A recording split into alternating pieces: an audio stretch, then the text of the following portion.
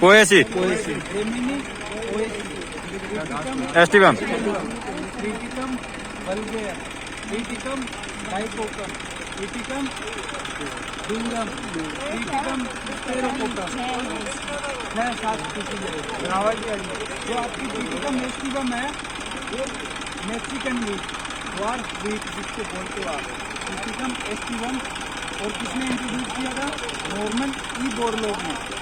Norman E Borlaug ने सबसे ज़्यादा जो एरिया के अंदर जो सोविंग होती है वो यही होती है। 87% एरिया है वो ट्रिटिकम एस्टिवम है, उससे कवर है आपका। फिर ट्रिटिकम वल्गेर,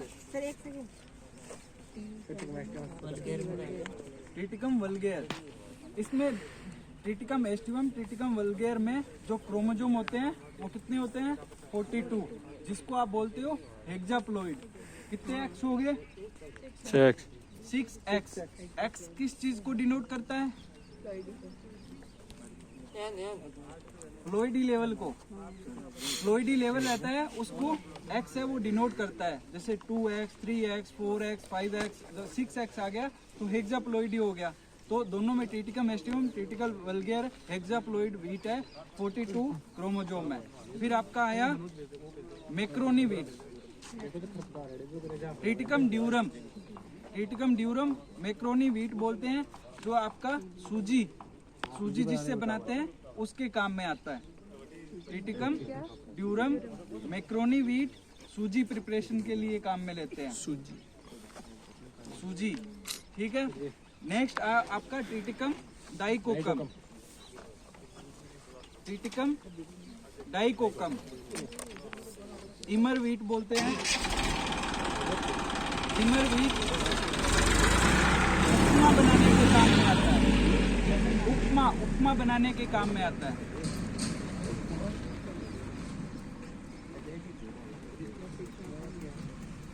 एक होता है ट्रिटिकम स्पेरोकोकम, इसको बोलते हैं इंडियन ड्वार्फ वीट कोकम।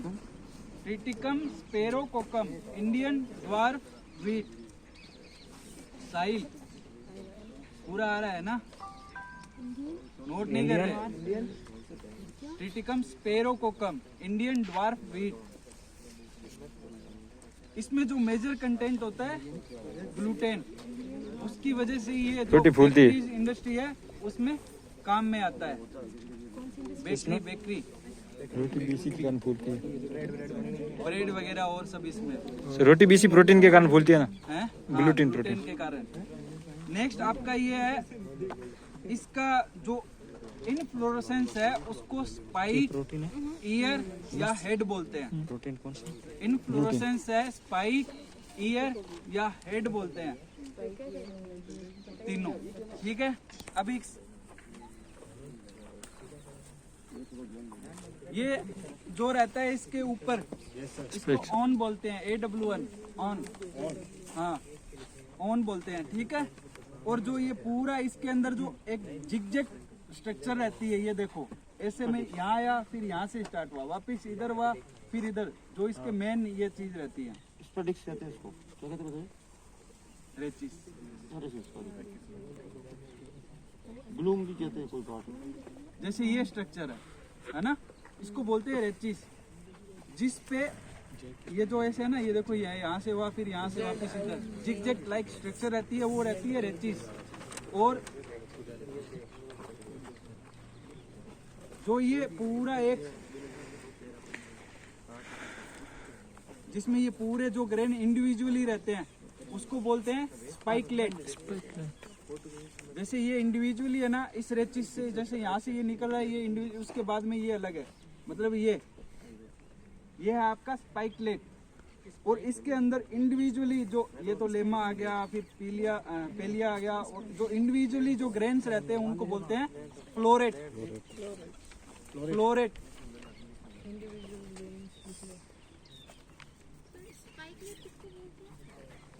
ये पूरा जो बंच ऑफ फ्लोरेट होता है उसको स्पाइकलेट बोलते हैं, जिसमें ये फ्लोरेट रहते हैं, वो जो बंच होता है, गुच्छा होता है, वो स्पाइकलेट होता है।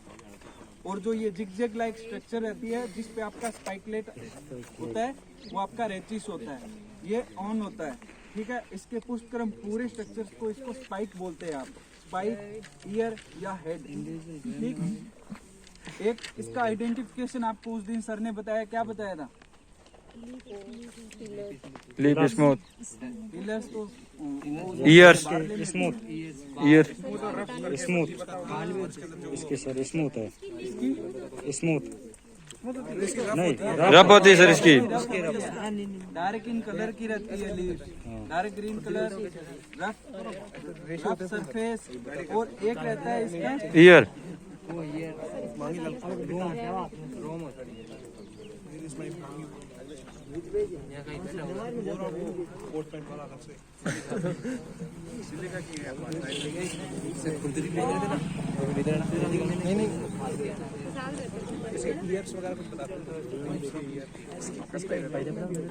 इसमें जो फ्लैग लीफ होती है वो कौन सी होती है? फ्लैग मतलब फ्लैग झंडा, लीफ मतलब झंडे की जैसे दिखे। कौन सी होती है डॉक्टर साहब? सबसे बड़ी होती है, ये बताइए, आप ही बताओ। सर बड़ी गाला पेंट में मुझे छोटे से ये रहती है ना जो, और सबसे जो बड़ी रहती है वो जो फोटोसिंथेसिस के लिए काम में आती है वो फ्लैग लीफ होती है इसकी। 30 से 50%। और हाँ, पहचान, आइडेंटिफिकेशन,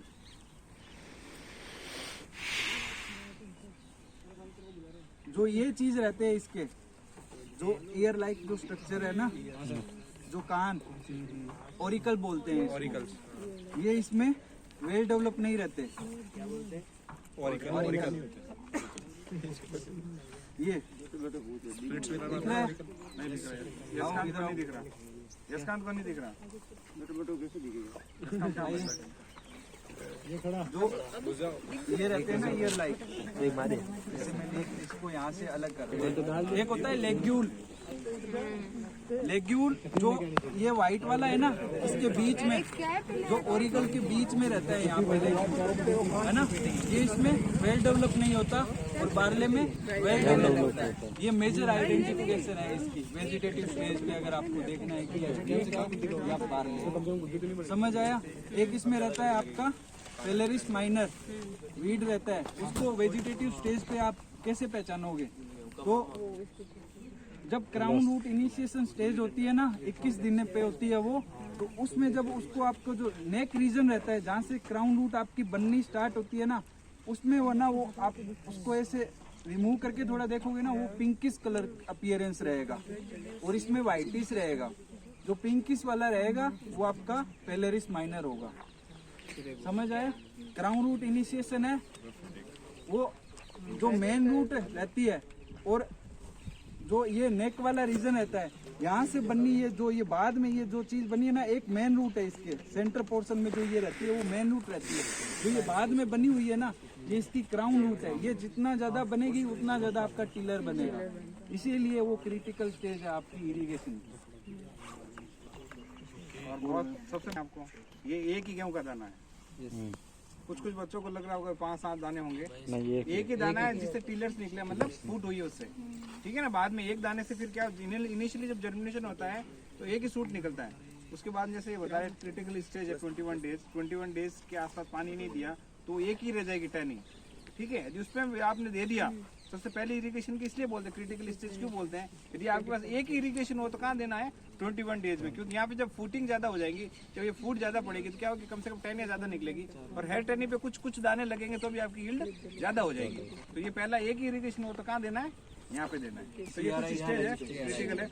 और ये कौन सा रूट सिस्टम है इसका? अपस्तानिक मुसला अपस्तानिक, पकड़ो इसको, फेंको कहीं पे। मुसला अपस्तानिक है सर, मुसला वो डीप जाता है। मूल किसमें पाई जाती है? मुसला मोर्चा 2 वर्ष बाद में भाई ये झगड़ा है। है ना, सीधी सी बात है, बेसिक है, ये तो बता फाइबर मतलब क्या हो गया, इसके पास में कोई बड़ी रूट नहीं है।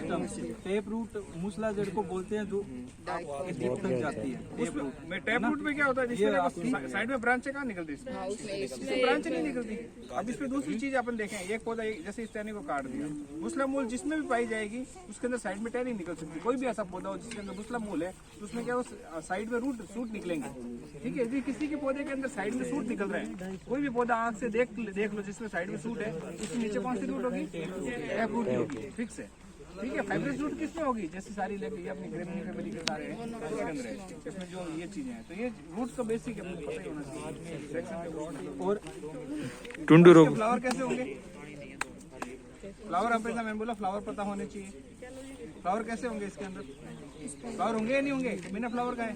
ये सेल्फ पॉलिनेटेड क्रॉप है, क्रॉस पॉलिनेटेड, सेल्फ पॉलिनेटेड, ठीक है ना, हाईली सेल्फ पॉलिनेटेड क्रॉप है। डिस्टेंस कितनी है इसके बीच में, पौधे से पौधे के बीच में, जैसे 12 से 15 है। 22.5 कितनी है? प्रोडक्शन की पूछे, सीड प्रोडक्शन का पूछ रहा हूँ मैं। ऐसे मैंने ये वेरायटी लगा दी, यहाँ पे कौन सी लगा, 3077 लगा दी, और पास में और वेरायटी लगाई। फाउंडेशन सीड के लिए यदि दूसरे एक पास में दूसरा पौधा लगू में सेल्फ पॉलिनेटेड है, तो आइसोलेशन डिस्टेंस कितनी होनी चाहिए, क्योंकि एक वेरायटी से दूसरी वेरायटी के बीच में 15 मीटर, 3 मीटर है, ठीक है ना, 3 मीटर है, 3 मीटर। तो कुछ चीजें हैं जो अपन को ध्यान होनी चाहिए, जैसे अपन पढ़ते हैं, देखते हैं, पता रहना चाहिए। टिलरिंग क्रॉप है और नॉन टिलरिंग क्रॉप, दो क्रॉप्स होती है। नॉन टिलरिंग आपकी है मेज, एकमात्र ऐसी है, एकमात्र ऐसी सीरियल क्रॉप्स है, आपने जो क्रॉप्स अपने पढ़ते हैं उनमें मेज है, वो नॉन टिलरिंग है। एक सीड से सिर्फ एक ही पौधा निकलेगा। अब बताओ इरोजन को परमिटेड कौन सी क्रॉप करेगी? इरोजन क्या होता है, पहले बड़ा इरोजन तो बहुत बड़ा है, सर ने पड़ा है। हाँ। तो पानी से भगा लो, बिजली से भगा लो, किसी से उठा लो, अपने स्थान से इरोजन को अपने इसे परमिटेड कौन सी क्रॉप करेगी, टिलरिंग या नॉन टिलरिंग क्रॉप? सर ये परमिटिंग का मतलब परमिटिंग मतलब जाने दे। तो सर मेज करेगी, तो नॉन टिलरिंग, क्योंकि वो सिंगल रहता है,